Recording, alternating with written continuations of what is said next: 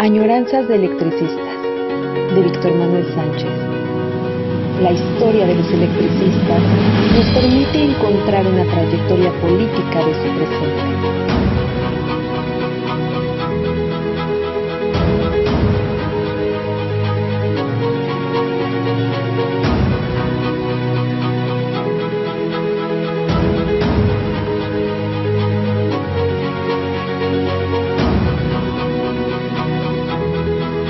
Comenzamos.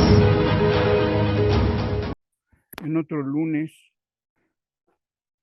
como estamos acostumbrándonos a presentar a ustedes la historia del Sindicato Mexicano de Electricistas en pedazos.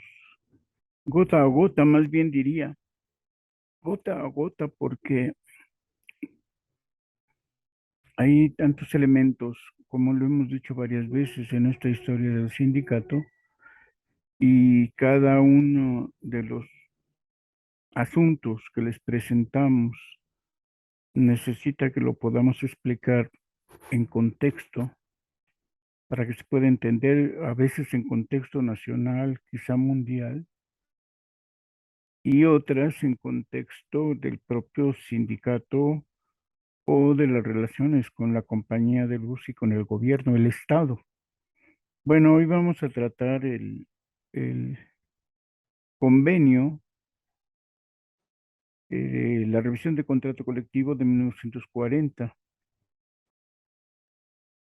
Acabamos de hacer una revisión de las primeras actas, una lectura de las primeras actas del sindicato, comentando y que ustedes reconstruyeran cómo era el sindicato.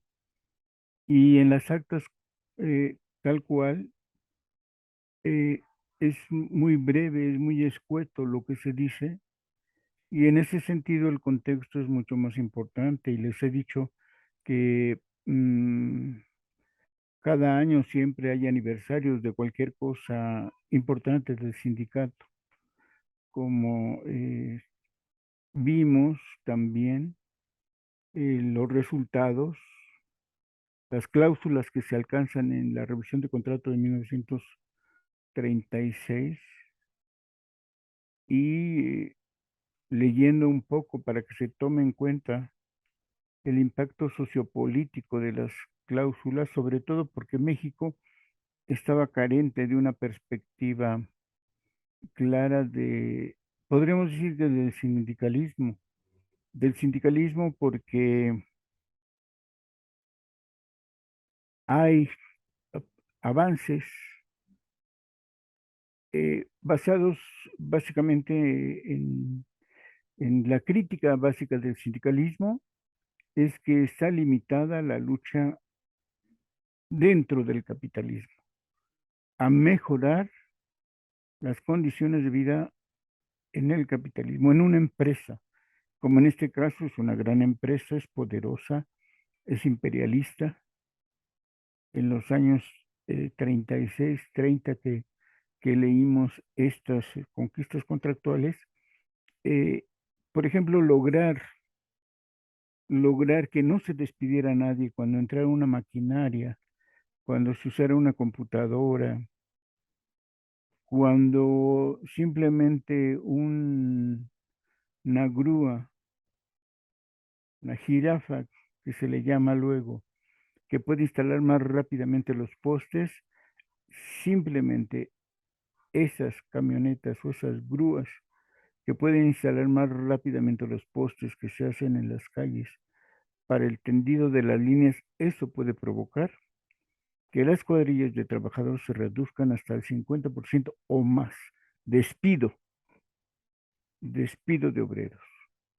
En el contrato del 36 se logra que toda la modernización, o sea, el sindicato reconoce la necesidad de modernizar y que la industria siempre es una eterna modernización, sea por innovaciones tecnológicas, sea por mejores estudios de la administración del trabajo,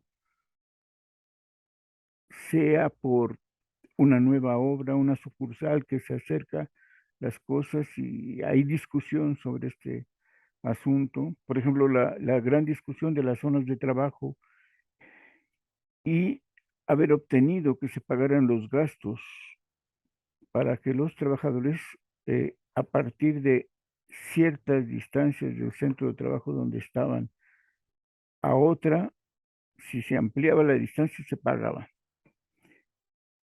Gasto se le llama y en principio podríamos decir desayuno, comida y cena. Todo eso era grandes discusiones, porque ante cualquier trabajo de este tipo, la compañía de luz o no pagaba los gastos o despedía a las personas. Y esta es una constante que vamos viendo en cada avance y lo que yo he estado comentando es que revisar cada uno de estos puntos significa estar atento, saber si todos hemos aprendido de lo que significa, en este caso, una cláusula de este tipo en esa época y sus repercusiones para años después. Y entonces es muy significativo. Entonces la historia estudiada así como hemos, bueno, principio, el límite es el tiempo. No puede haber otra cosa más rigurosa que el tiempo. Tienes media hora, tienes una hora y comenta algo. Presentarles una lista de cosas, pues carece de sentido.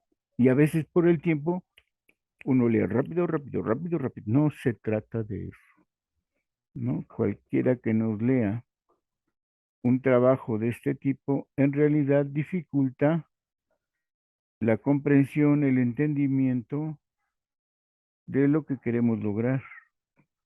No hay en ese sentido un gran avance, sino simplemente confundir a los compañeros, sobre todo porque la idea es, lo ideal, lo he dicho siempre, sería que estuviéramos en la biblioteca para pensar un lugar pequeño, en la biblioteca donde 20 personas, 20 compañeros o compañeras, eh, pudiéramos comentar lo que estamos haciendo. ¿Cómo lo hubiera hecho yo para este convenio, para estas cláusulas que se agregaron al contrato colectivo de 1934, repartir entre esas 20, insisto, máximo 20 personas, copias de esas cláusulas, un breve contexto de 15 minutos y que después dividiéramos en dos grupos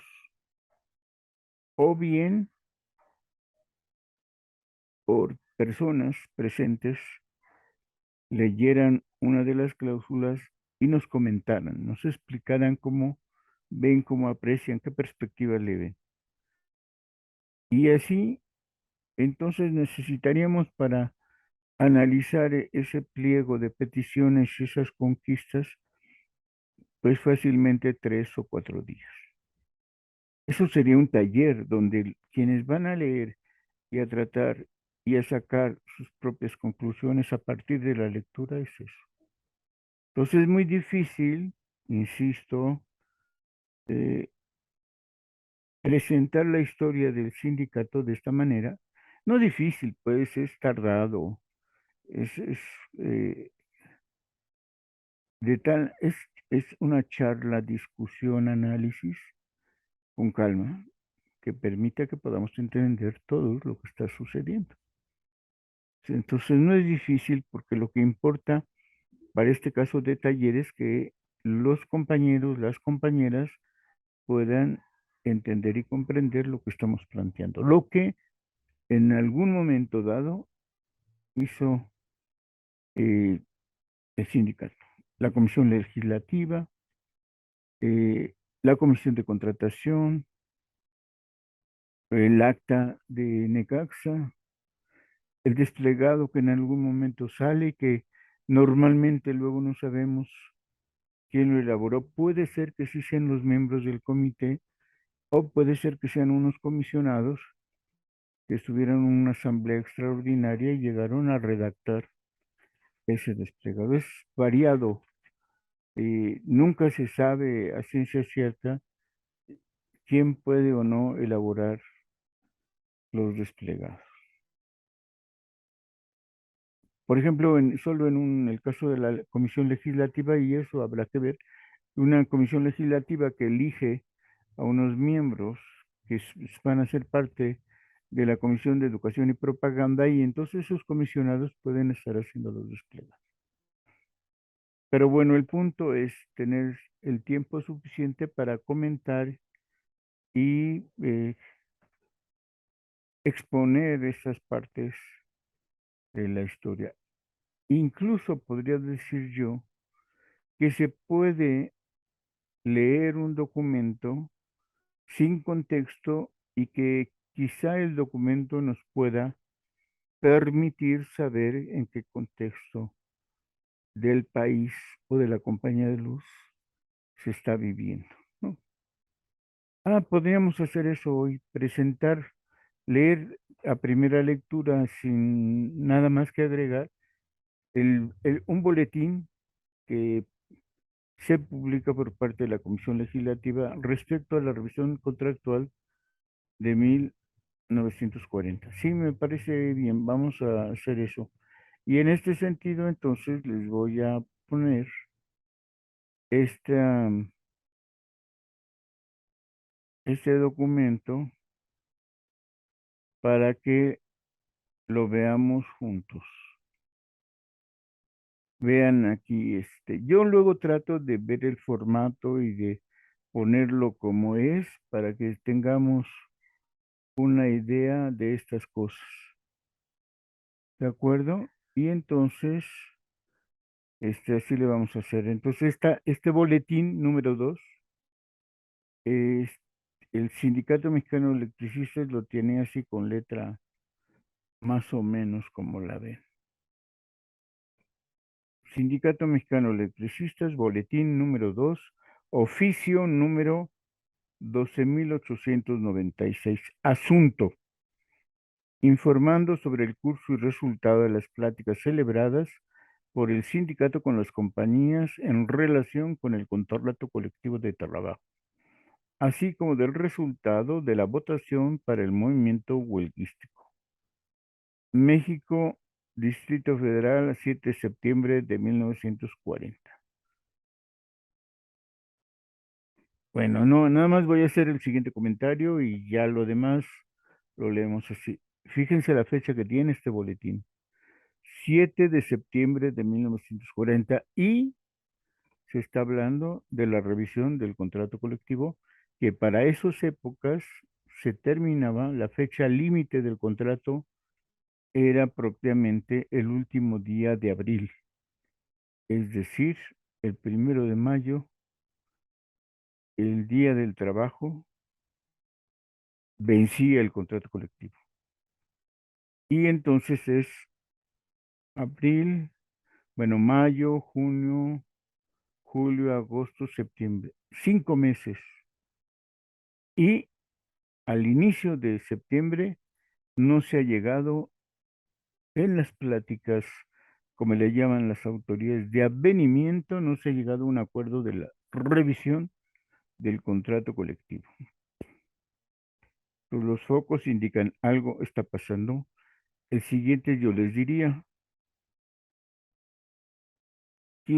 ¿cuál era el ambiente de 1940? Si acabamos de leer los logros del 36 y ya alguna vez expusimos lo que se hizo en 1938, entonces nuestra tarea como miembros de un taller sobre historia del SME sería quién es el presidente, en qué fecha es, cuántos años lleva ese presidente, eh, es 40, probablemente era Cárdenas, probablemente es el que sigue. Por eso siempre es recomendable cuando se plantean estas cosas que repasemos un poco la historia de México y la historia del movimiento obrero. Sin más, sigue así el boletín número 2. A todos nuestros agremiados, salud. tal como lo manifestamos a ustedes en la parte final del boletín número 1 y como continuación del mismo vamos a darles un resumen en orden cronológico de los principales acontecimientos acaecidos el 20 de julio de este año a la fecha. 1. Considerando el Comité Central y la Honorable y la H Asamblea Legislativa de discusión del contrato colectivo de trabajo, que la intransigencia de las compañías puesta de manifiesto hasta el 20 de julio pasado podría orillar al sindicato, muy a su pesar, a un movimiento de huelga. En esa misma fecha, envió a todos nuestros agremiados el oficio 12.584, convocando con fundamento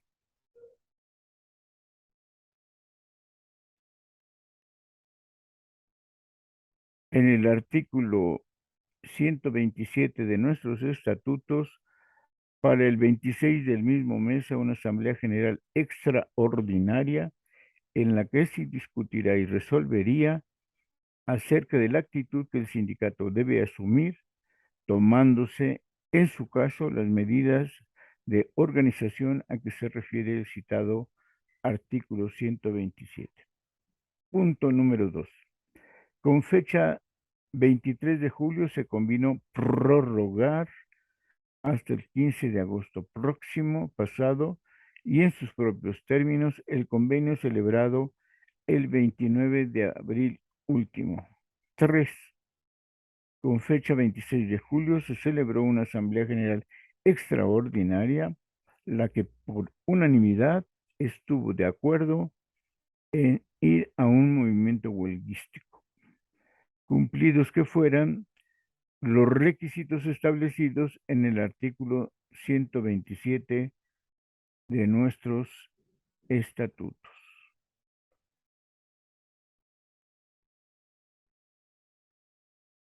Punto 4.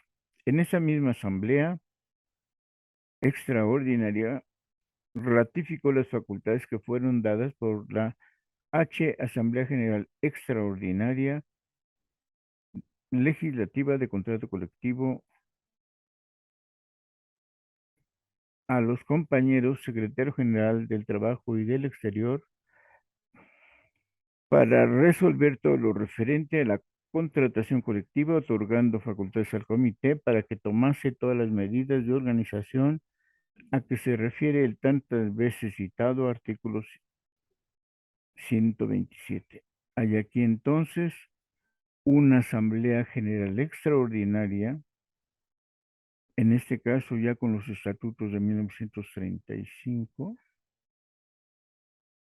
de la Comisión de Trabajo, y siempre hemos expuesto, analizado, ya volví a interrumpir, perdón, propuesto de que en el momento de contratación la organización de los electricistas es amplia y es doble. Por un lado, la Comisión de Trabajo, que celebra una Asamblea General Extraordinaria, y por otro lado, la Legislativa de Contrato Colectivo, que también tiene una asamblea. Y entonces van dos organismos de organización, dos instrumentos de los electricistas, la Asamblea General Permanente, llamémosle normal, y la Asamblea de los Representantes de la Legislativa. En ese sentido, hay el doble de representantes organizados y convocados para la revisión del contrato y para mantenerse activos. Si pudiéramos suponer que todo el mundo se moviliza para informar tanto a la sociedad como a los compañeros trabajadores, hay una buena cantidad de representantes. Bien, entonces, punto número 5. Con fecha 27 de julio, la Secretaría del Interior envió a todos nuestros agremiados el oficio número 12.612, pidiéndoles que se expresaran su deseo de ir o no a un movimiento huelguístico. en el momento en que lo determinara el Comité Central. Hasta esta fecha, el total recibido, hasta esta fecha, el total recibido, de votos recibidos, perdón, es de, permítanme, es de 3.333, de los cuales 3.210 son a favor del movimiento de huelga, del movimiento huelguístico y 123 en contra del mismo, faltando de votar 87 agremiados.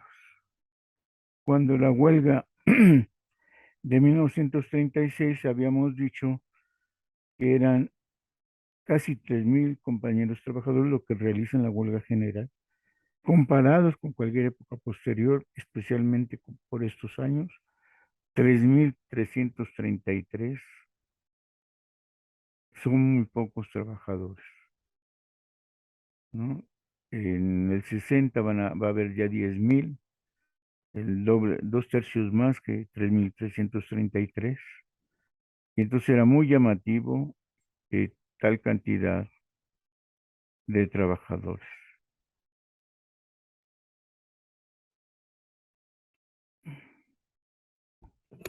Celina, ¿comemos o te dormiste?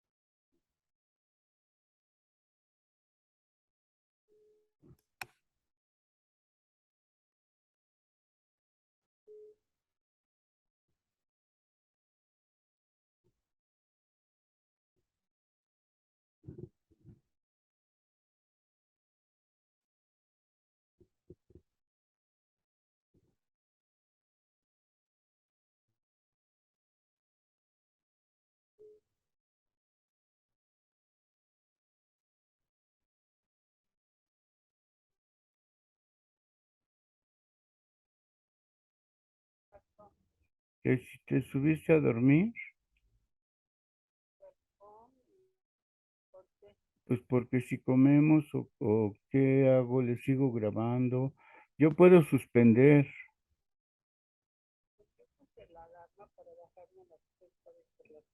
Ah, ok, voy a seguir grabando. Sales y vales, gracias.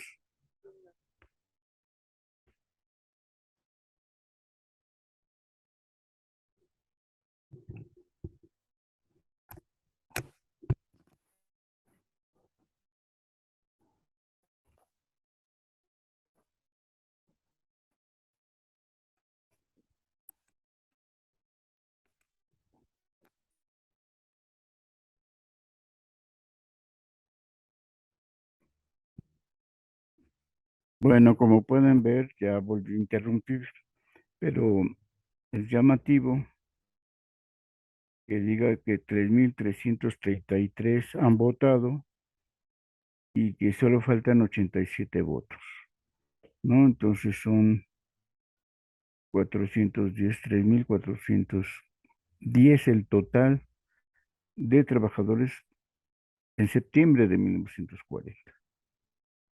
Y eso hay que tomar en cuenta, pues. A fines, punto número 6, a fines de julio pasado se solicitó y obtuvo de las compañías mostrasen a los representantes del sindicato su contabilidad. Punto número 7, perdón, ya. Punto número 7, con fecha 14 de agosto, se convino en prorrogar hasta el 31 de agosto y en sus propios términos el convenio celebrado el 29 de abril. Punto número 8, no en ninguna cláusula habla de qué tipo de condiciones, pero seguramente es prorrogar el contrato mientras siguen las pláticas.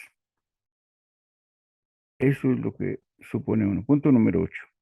En base a las informaciones obtenidas de las compañías acerca de su situación económica, el sindicato insistió ante ellas sobre sus demandas, no obteniendo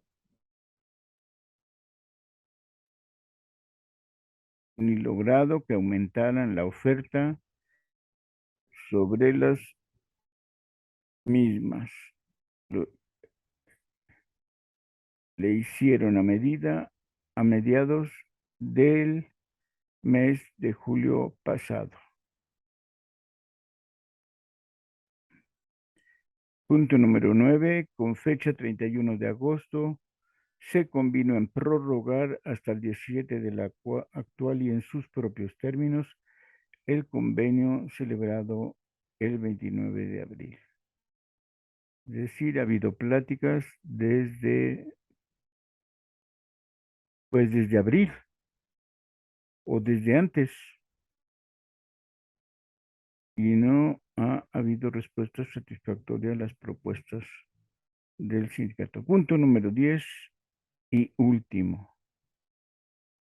El 5 de septiembre, y después de haberse agotado los medios conciliatorios directos entre las compañías y el sindicato, el Comité Central y la H Asamblea Legislativa, H es honorable, tengamos presente, y la Honorable Asamblea Legislativa de Contrato Colectivo de Trabajo acordaron romper las pláticas con las compañías en vista de la inutilidad de dichas pláticas y convocar para el 11 del mismo mes, 11 de septiembre, a una Asamblea General extraordinaria en la que, dado el resultado de la votación y como único recurso para lograr que sean atendidas las demandas del sindicato, se hará la declaratoria de que nuestra organización va a enviar a las empresas el pliego de peticiones emplazándolas para un movimiento huelguístico de no acceder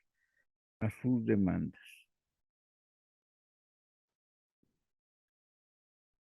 En próximos boletines seguiremos dando a conocer a todos ustedes, todo aquello que consideremos necesario en relación a nuestro conflicto con las compañías. Fraternalmente, por el derecho y la justicia del trabajador, Secretario General David Roldán Gallardo, Secretario del Trabajo Francisco Sánchez Garnica, Secretario del Exterior Luis Espinosa Casanova y Secretario de Educación y Propaganda Francisco de Celis Vertis, perdón.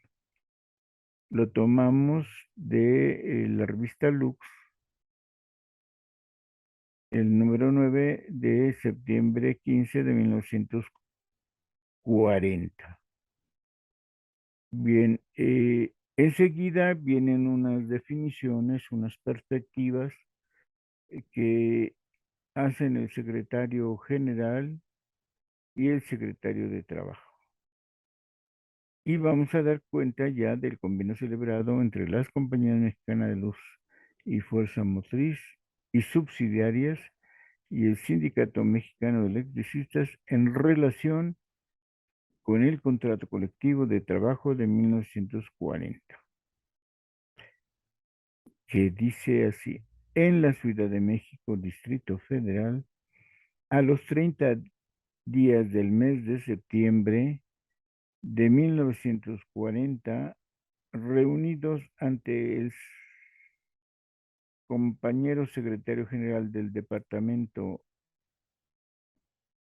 licenciado Florencio Padilla, por una parte, los señores Juan Bernier, ayudante del presidente apoderado general, y el señor Juan Pedrosi, subgerente general de la Compañía Mexicana de Luz y Fuerza Motriz S.A. y subsidiarias, y por la otra, David Roldán, secretario general, Francisco Sánchez Garnica, secretario del Trabajo, y Luis Espinosa Casanova, secretario del Exterior del Sindicato Mexicano de Electricistas, y dijeron que con el objeto de evitar el conflicto que pudo haberse presentado con motivo de la revisión del contrato colectivo de trabajo que rige las relaciones entre ambos, han concertado un convenio que contiene las siguientes cláusulas. Primera, las compañías convienen en destinar la cantidad de 1.150.000 pesos anuales para cubrir el importe de las modificaciones de carácter económico que de cualquier manera se introduzcan al contrato colectivo de trabajo de 1938 y a sus anexos aplicables a los trabajadores de planta existentes el 1 de mayo de 1940, exceptuando un cierto número de modificaciones que, a pesar de que pudieran tener carácter económico, ya las compañías han convenido previamente en no considerárselo. Segunda, la mencionada cantidad de 1.150.000 pesos será distribuida en la forma que el sindicato lo acuerde para aumentar los salarios de nómina de los puestos de planta que existían al día 1 de mayo de 1940, retrotrayendo, retrotrayendo a esa fecha el aumento para que desde entonces surta sus efectos en una cantidad que posteriormente fijará, distribuyéndose los aumentos de acuerdo con el nuevo tabulador de salarios que el sindicato formulará y hará del conocimiento de las compañías. Tabulador, perdón, al que éstas podrán hacer las observaciones, permítanme tantito, que estimen convenientes, perdón, pertinentes, quedando el sindicato de acuerdo en tomarlas en consideración. La cantidad restante, después de considerar el costo de los aumentos de salarios y repercusiones económicas de estas, en que las partes han fijado en un 30%, se aplicarán para cubrir el importe de las modificaciones que se introduzcan en las cláusulas del contrato colectivo de 1938. Tercera, en los dos casos, si se pueden dar cuenta, dice que las cantidades, el 1.150.000 pesos, que hoy a la fecha diríamos, uy, qué poco dinero, ¿no? Y más que dicen anuales, 2.300.000 pesos por los 2 años de vigencia del contrato colectivo. Se indica que esta cantidad se le entrega al sindicato para que el sindicato sea el que formule la distribución de esa cantidad. Y se entiende asimismo, como dice el texto, que el 30% de ese 1.150.000, se va a distribuir en las cláusulas económicas, en las derivadas y consecuencias de las cláusulas económicas, de las repercusiones de las mismas. Entonces, se alcanza un monto, el- la comisión de revisión de contratos, suponemos, o la comisión permanente de la legislativa va a hacer la distribución de esas cantidades.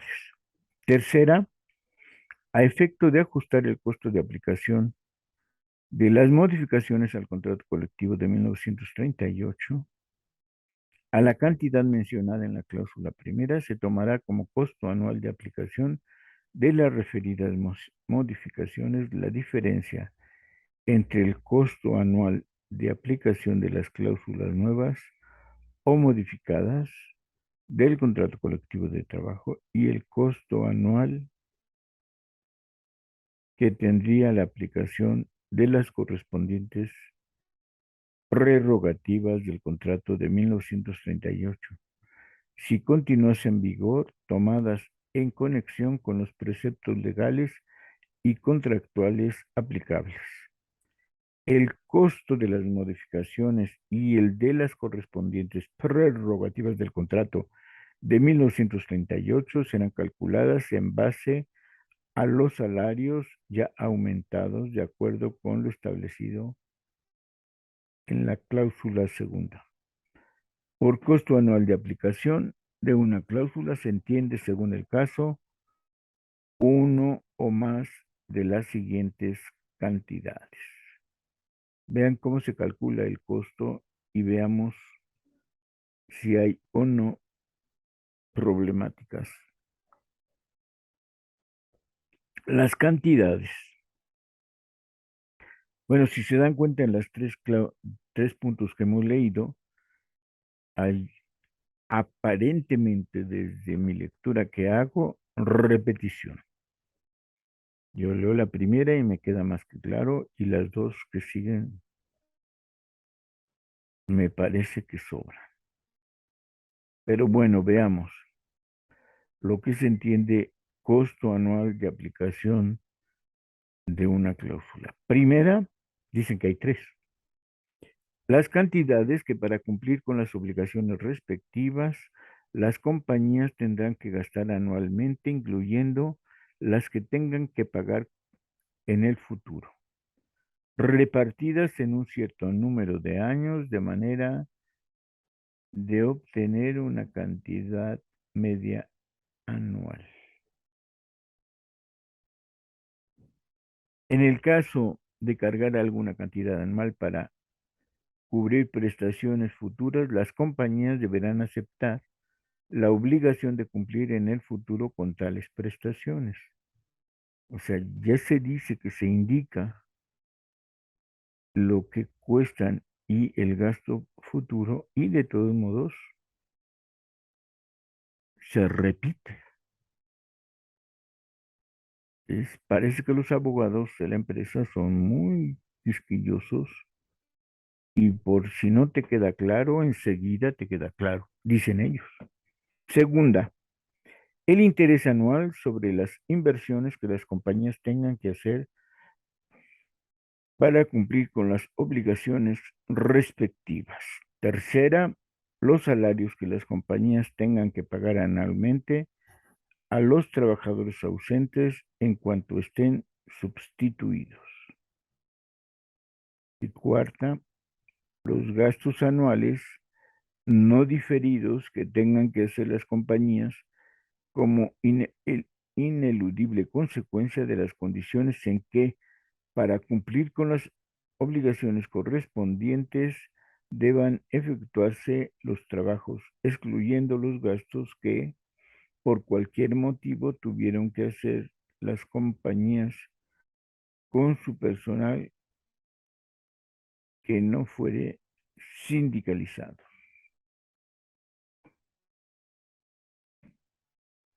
Cuarto, las compañías presentarán al sindicato los cálculos de los costos anuales mencionados en la cláusula tercera juntamente con los datos e hipótesis que les hayan servido de base, en el concepto de que de haber tenido que hacer hipótesis, estos deberán tener base estadística o en su realización ser razonablemente probable.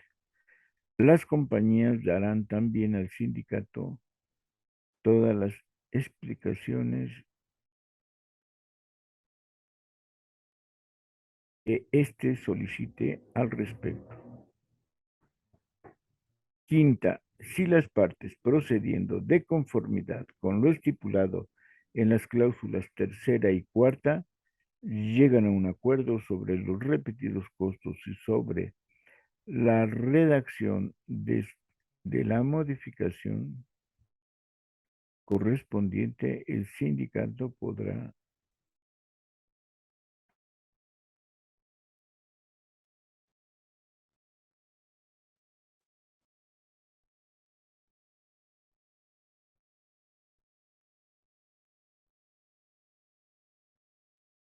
Bien, es curioso, pero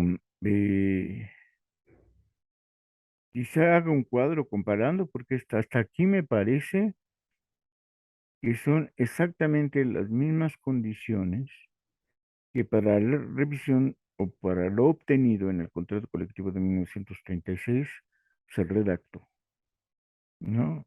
Fíjense, si las partes procediendo de conformidad con lo estipulado en las cláusulas tercera y cuarta, donde se especifica los costos anuales y etcétera, cómo se va a entregar o no un dinero al sindicato para que éste la determine,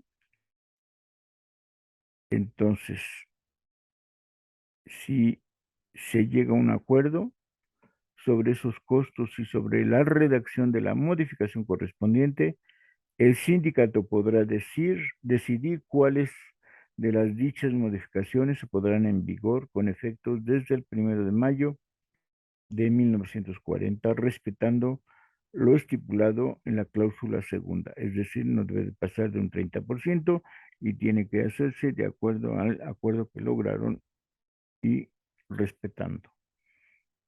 De verdad, ahorita me viene a la memoria que es exactamente lo mismo y que se tiene que revisar en ese sentido. Yo comentaba en aquella ocasión que leímos el convenio para hacer la revisión del 36, que se estaba pervirtiendo con la redacción, se estaba, digamos, deteniendo la justa aplicación de los montos de las respectivas cláusulas. Sobre todo por, por esta redacción de la sexta. Sí, una vez que hayan llegado a un acuerdo acerca de la redacción, fíjense, acerca de la redacción de una o varias de las modificaciones propuestas, si las partes no llegaren a un acuerdo sobre el costo de aplicación, determinado conforme a lo prescrito en las cláusulas tercera y cuarta, el sindicato decidirá si se ponen en vigor en forma experimental siempre que tomando como base una valorización convencional que será el promedio entre lo calculado por las compañías y lo calculado por el sindicato. Es decir,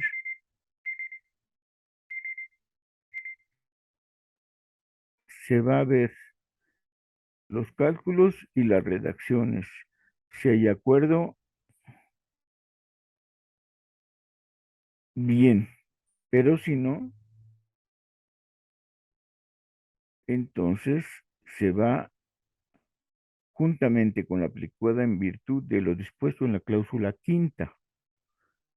Entonces, hay o no acuerdos. Fíjense de nuevo, si una vez que haya llegado a un acuerdo acerca de la redacción de una o varias de las modificaciones propuestas, es decir, si las partes no llegaran a un acuerdo sobre su costo de aplicación determinado conforme a lo prescrito en las cláusulas tercera y cuarta, el sindicato decidirá si se ponen en vigor en forma experimental, siempre que tomando como base una valorización convencional, que será el promedio lo calculado por las compañías y la calculada por el sindicato, y no sobrepase juntamente con la aplicación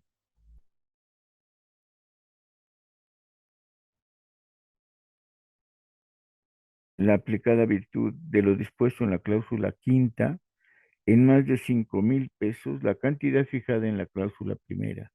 Pero en este caso, las compañías llevarán una cuenta especial para que cada una de las modificaciones puestas en vigor en forma experimental y al cabo de un periodo de 7 meses, después de que las modificaciones respectivas hayan sido firmadas por las partes, las compañías y el sindicato harán una comparación entre los cargos hechos a dichas cuentas durante los últimos 6 meses y la valorización convencional con que hayan sido puestas en vigor.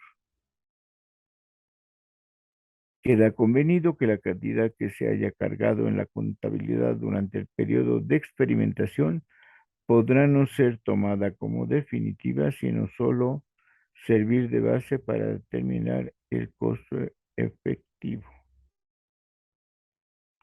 Si resultara que el costo anual efectivo del conjunto de modificaciones puestas en experimentación es una cantidad menor que la disponible para ellas conforme a la cláusula primera, se aplicará la diferencia para poner en vigor con efecto desde el 1 de mayo de 1940 una o más modificaciones que el sindicato decida y que anteriormente no hubiesen sido convenidas para entrar en vigor. Pero respecto a la redacción de las cuales las partes se hubiesen puesto de acuerdo bajo el concepto de que la aplicación de estas nuevas modificaciones no deberá tener un costo superior a la diferencia antes mencionada, procediéndose de nuevo como se dice en el párrafo anterior. Continúa el texto. Si resultare que el costo efectivo antes mencionado es una cantidad mayor que la disponible para las modificaciones puestas en experimentación, el sindicato se obliga a retirarlas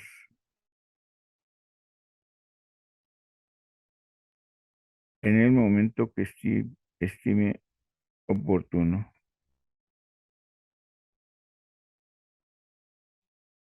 Así es como se comprende que hay dificultades para valorar las cláusulas y para ponerlas en práctica, porque incluso introduce la empresa el asunto de experimentar y introduce el experimento que se va a hacer por periodo de 7 meses. Quiere decir que estando en septiembre, en este caso, aunque se va a aplicar desde el 1 de mayo, en realidad la prueba de experimentación, la fase experimental será, y permítanme contar los dedos que nos queda, septiembre, octubre, noviembre, diciembre enero, febrero y marzo. 7 meses después, que sería marzo del año que entra. Y si no están de acuerdo, se retira y quiere decir que un año después no se ha puesto en vigor, no se ha rebasado la fase experimental y que varias cláusulas pueden estar propiamente en negociación. La redacción que se está obligando y aceptando el sindicato a cumplir significa, en esta interpretación que les comento, una constante propuesta de redacción, de experimento, de corrección y de quitar esas obligaciones a la empresa. Y que hay un límite que desde un principio se dijo de 5,000 pesos. Y justo esto es lo que nos hace recordar que cuando se firma el convenio de la revisión de contrato de 1936 es exactamente la misma redacción. Quiere decir que en la revisión del 38 y del 40 se están metiendo las mismas piedritas en el camino, donde aparentemente se concede al sindicato o, si se quiere, al comité central, que se distribuya por su cuenta y que en caso de que no haya una práctica aceptada por ambas partes, se introduce una experimental donde al final, si hay dudas, y seguramente que la empresa o los abogados de la empresa y los contadores siempre han de haber tenido dudas razonables. Y esta redacción estuvo presente en 36, en 38 y vemos que la repiten en 40. Y sabíamos ya, con perdón de esta eh, nueva fase del asunto, sabíamos ya que se había quebrado la unidad del comité central y que se había ya, desde la perspectiva de los ingenieros, roto esa unidad, porque a Breña Alvírez lo destituyen y lo sacan de todas estas pláticas por oponerse a ingresar al partido oficial que aún se proponía bajo el periodo de Cárdenas. Bueno, entonces,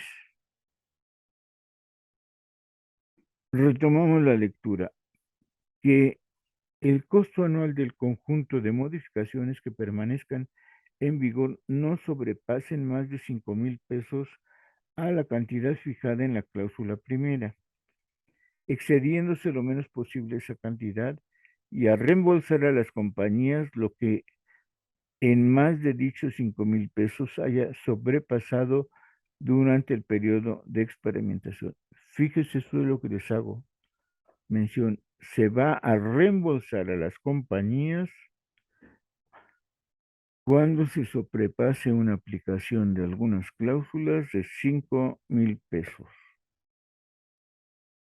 que se haya sobrepasado en el periodo de experimentación, excluyendo, no obstante, lo que hubiese sobrepasado a la cantidad en que las compañías valorizaron el conjunto de modificaciones que se puso en vigor de una manera experimental.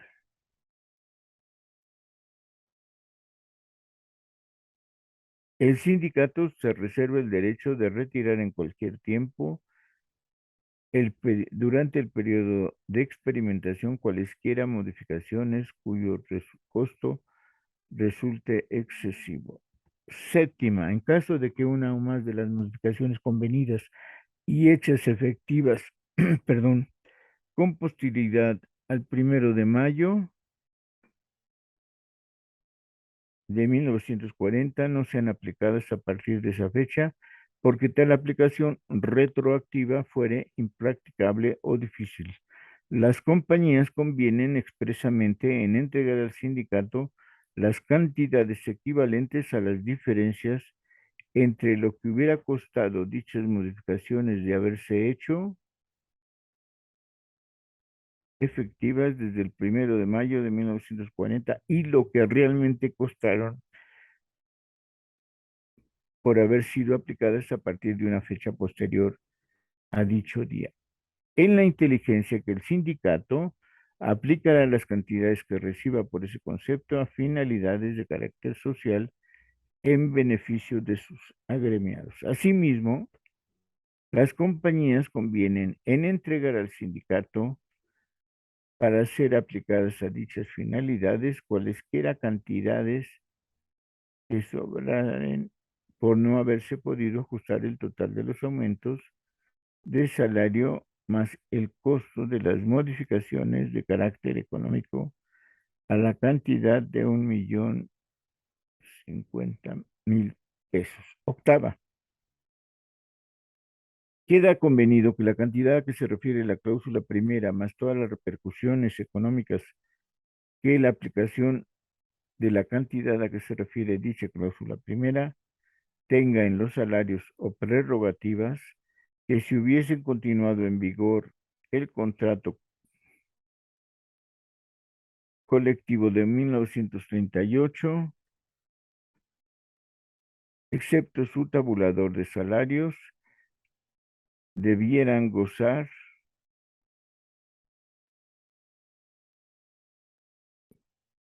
los trabajadores de planta y para obra determinada de las compañías, más todas las repercusiones económicas que la aplicación de la cantidad mencionada en la cláusula primera tenga en los salarios o prerrogativas, que conforme al contrato de 1940 deban gozar dos trabajadores de obra determinada. Son todas las concesiones de carácter económico en que las partes han convenido que las compañías quedan obligadas. Novena, ambas partes, con el objeto de definir en todas, con toda precisión,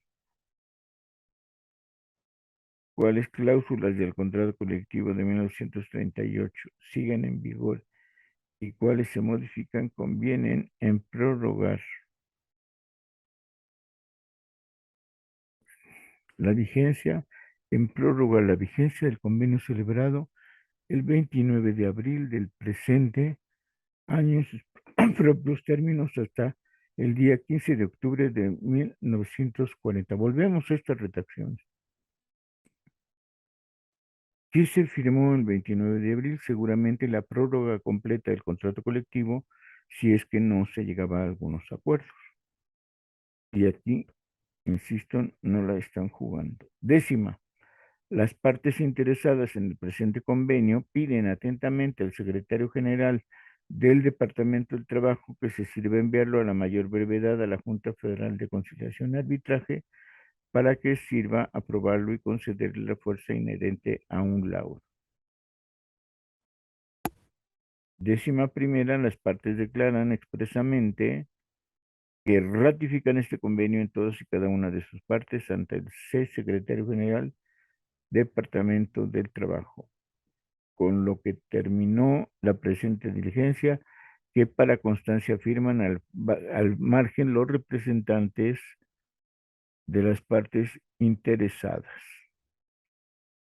Y al calce es el licenciado Florencio Padilla, secretario general del Departamento del Trabajo, el licenciado Fernando Arriaga, comisionado expresamente para presidir las prácticas de avenencia que da fe a Jean Bernier, J. Pedraza, David Roldán G., firmado, Francisco Sánchez Garnica, firmado, Luis Casanova,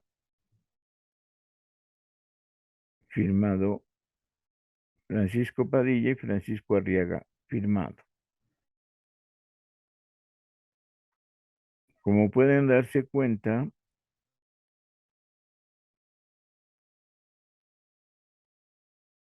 desde 1936 se ha mantenido este tipo de convenio para dificultar la aplicación exacta y rápida, expedita y pronta de las cláusulas económicas, porque eh, hay interés en proponer una entrega siempre y cuando esa entrega del dinero sea finalmente revisada y aprobada por las compañías.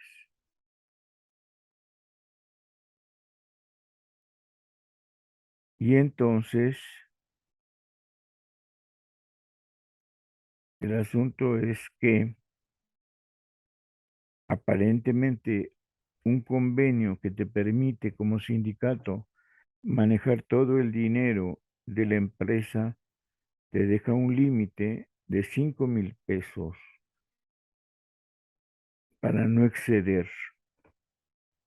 Entonces, es probable que pudiéramos hacer un cálculo de cuánto es precisamente esas cláusulas o hacer una revisión de algunas de las propuestas, ¿no? ¿Cuánto dinero se va a entregar para escuelas y bibliotecas o se va a entregar como aumento de los salarios? Y sacar el porcentaje total a partir de justo el tabulador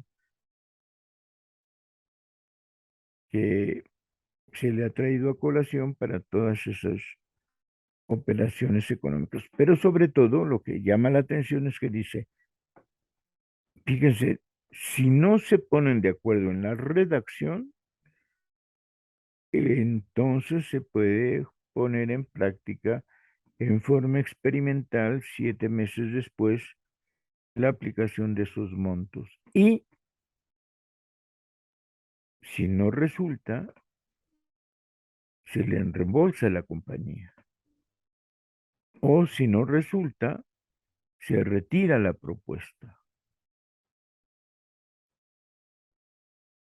Y por eso insisto en que debe de haber, para este tipo de pláticas, para este tipo de discusiones, de análisis, que pueden servir muy, muy, muy, muy completamente, muy interesante, la formación política a partir de estos hechos, de estos convenios de revisión del contractual o de los hechos, por ejemplo, de cómo son los estatutos de 1935 o los vigentes de 1956. Hay dos estatutos, unos en tiempos de este grupo que hemos dicho y que siempre hemos creído que es un grupo consolidado, fuerte y puro y demás, y que sin embargo no lo fue, que se divide porque la mitad del comité deseaba ingresar al partido oficial, que según Francisco Breña Alvírez tenía muy serias contradicciones en su forma de crear los comités sectoriales y los comités de base del nuevo partido. No le parecen a Breña Alvírez y dice, no podemos formar parte de este partido de la Revolución Mexicana si no proponemos una modificación, porque lo dice claramente en 1937 Breña Alvírez, porque tal y como están formuladas las propuestas, quien se apodera del nuevo partido es la burocracia ya establecida en el partido. Entonces no puedes entregar a tu organización sindical a un organismo político donde los cuadros de base y los delegados no son nombrados de tal manera democráticamente que te coopten, que te impidan luchar y fomentar la democracia en el partido. Y por eso se opone, y por eso vino la ruptura y la destitución y expulsión de Francisco Breña Alvírez cuando se ha decidido en una Asamblea General Extraordinaria ingresar a, llamémosle ya entonces, al partido oficial. Con toda seguridad las cosas no están tan graves, pero dice que va a haber esa problemática. Y entonces, lo que tenemos que hacer en estos lecturas de estos documentos, un debate que nos permita aclarar cada uno de estos puntos, como esta idea de cantidades que se van a aplicar de manera experimental y que si no llegan a un acuerdo de la redacción, se retire el experimento y se reembolsa a las cantidades o se revise que no sobrepasen 5,000 pesos y que en ese sentido, si se rebasa, también hay contradicción de entregarse o no. Y para el caso que estamos comentando, los 7 meses, como la revisión del contrato terminó en septiembre, eso significaba que los 7 meses de experimentación serían hasta marzo del año siguiente. Entonces, hay una contradicción muy fuerte donde durante todo este año, primero por las pláticas de aveniencia, que duran de, ya dijimos, de abril a septiembre, y que subsiste debajo de esa propuesta una quita, más bien una prórroga de todo el contenido del contrato colectivo del 38 como amenaza permanente y que después de que se termina finalmente de revisar el 16 de septiembre han transcurrido ya pues casi todo el año. Y la mención que se dice, o no se gastan más de 5,000 pesos las cláusulas, o se trata en forma experimental, o se detiene, o se retira, o se reembolsa. Toda es una redacción muy tramposa de los abusos. Lo malo, en realidad, no es que si es una redacción o no tramposa. Lo malo es que se firma el convenio y que para desgracia nuestra no tenemos una explicación clara de parte de los abogados del sindicato. O sea, ¿cuál es la defensa o cuál es el mecanismo? ¿Cuáles son los organismos, los comisionados o los compañeros que se van a dedicar a precisar esta aplicación del contrato colectivo? Que les digo, esta redacción final de este convenio para solucionar la revisión del contrato colectivo es la misma de 1936, la misma de 1938 y la de ahora, de 1940. Por eso hay que leer con calma, hay que sacar pluma, hay que analizar la redacción y por eso también esta historia del ESME tiene que revisarse poco a poco con causa. ¿Qué sucedió? ¿Por qué se firmó esta, yo digo, portabilidad ya del sindicato? Porque a los que habíamos visto como un grupo político consolidado con perspectivas de futuro promisorio, se dividen y se rompe. Bueno, se nos ha acabado la hora. Mil disculpas, estimados compañeros. Nos vemos en otra añoranza de electricistas y vuelvo a insistirles que si desean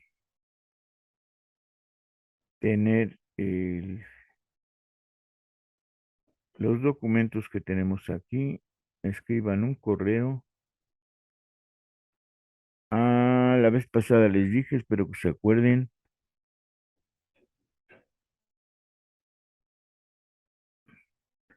Espero que se acuerden que era Víctor Sánchez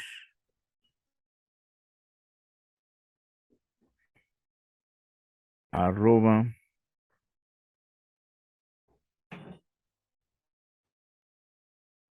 perdón, Víctor Sánchez 68. Ay, perdón. Ahorita se los pongo. Permítanme. Uy, no me está saliendo. Bueno, ya. Víctor Sánchez 68, todo en minúsculas, arroba hotmail.com y les hago llegar este documento vía correo. Obvio, ustedes me mandan un correo, en ese correo viene su correo y yo les reintrego, les reembolso, como dice la redacción, la, el documento que vimos hoy. Nos vemos la próxima añoranza de electricistas. Hasta entonces, el próximo lunes. Hasta entonces.